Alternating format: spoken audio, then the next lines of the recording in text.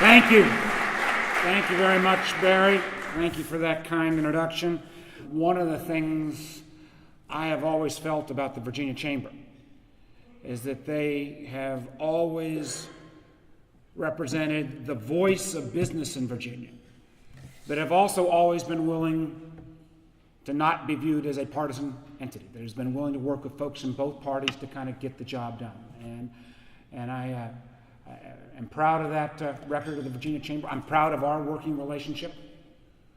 Think back to, when an awful lot of you in the Chamber took a big chance in 2004, when we had to put Virginia's balance sheet in order, because I can assure you, when you went through that litany of items, as best managed state, or best state for business, or best state in terms of the children's education, part of that started with getting our balance sheet in order. And you in this chamber took a bold position back there, and I'm thankful for that and look forward to kind of the same kind of working relationship going forward. There are a lot of things that I agree with, a lot of things I disagree with this president. But I do think it's important that we bear in mind that America's problems, the deficit that we had dug, the lack of appropriate oversight in a series of areas didn't start in January of 2009. And when we look at really how we got to this position, there's plenty of blame to go around everywhere. Democrats, Republicans, regulators, and if we're going to be honest, maybe occasionally looking in the mirror.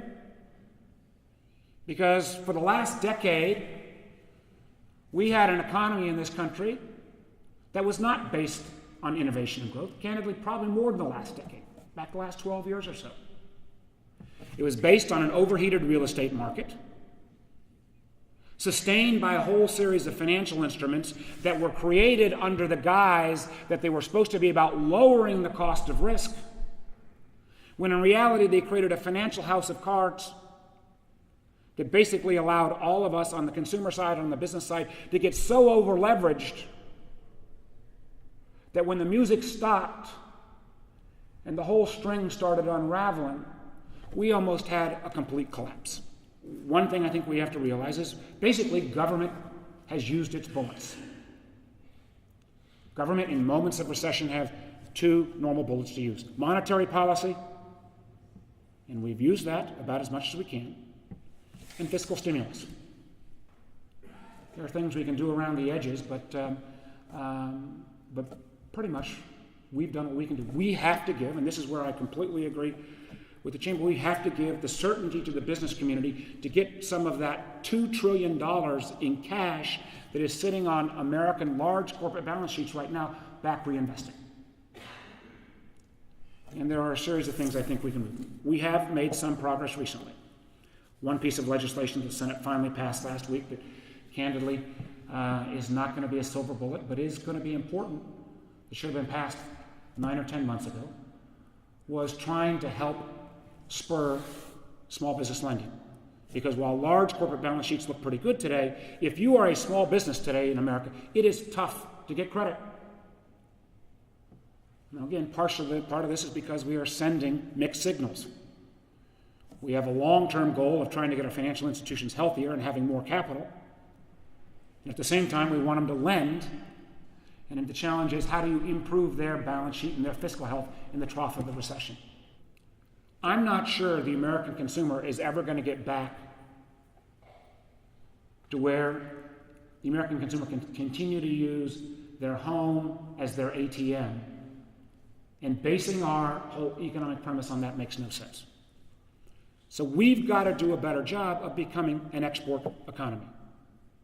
Yes, there are 1 billion people in China and 1 billion people in India that are competing for our jobs. But there's 1 billion people in China and 1 billion people in India that need to buy our stuff. I do believe, Clint, that we've got to take a portfolio approach on energy. But I believe that refusing to acknowledge, and that means nuclear, it means oil and gas, it means renewables, it means biofuels, probably not corn-based ethanol, where government tries to pick winners and losers. But we need to have a broader energy mix than we have right now. I know we've got a lot of folks from the Dominion Leadership Program here. The reluctance has not been from our utility partners. And it pains me to say this as a telecom and IT guy, but I believe the greatest job and wealth creation sector for the next 25 years in this world will be in energy. I say this respectfully, but we could use a few less financial engineers and a few more real engineers that make stuff in this country, and we can have a manufacturing economy in America. Germany pays higher wages and has higher taxes than America, and Germany has climbed out of this worldwide recession based upon manufacturing exports. Yet we need a tax code and education policies that promote that rather than retard it. On tax policy, I absolutely concur with you. As opposed to the kind of political jujitsu that both parties are playing right now, trying to play chicken, we need to give predictability. There's not a business leader around that doesn't say to me, Warner, I may not want some of the rates you want, but tell me what they're going to be. And give us predictability. Let's have that full and open discussion. I look forward to that partnership. I look forward to working together. I look forward to making sure we get our country back on the right path. Thank you all very much.